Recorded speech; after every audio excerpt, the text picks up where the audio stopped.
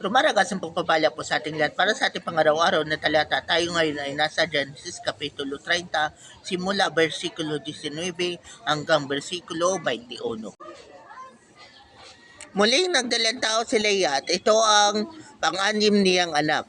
Napakiinam itong kalob sa akin ng Diyos, sabi niya, pihong lubusan na akong mamahalin ng aking asawa sapagkat anim na ang aming anak. Ang anak niyang ito'y tinawag naman niyang si Bulon. Di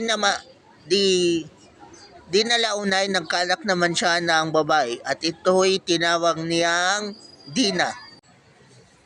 So yun na nga po, nagkaanak pa si Leia ng dalawa pang anak. So ipinapaalala po dito sa passage niya to, lalo na sa lahat ng mga nanay na nahihirapan magkaroon ng anak.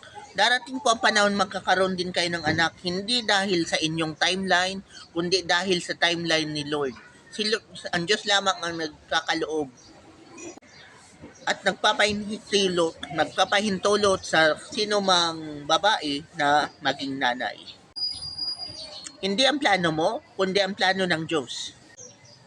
Regardless kung ano na ang iyong edad, regardless kung ano na ang iyong status, pag gusto na ng Diyos na ikaw ay magiging nanay ka na.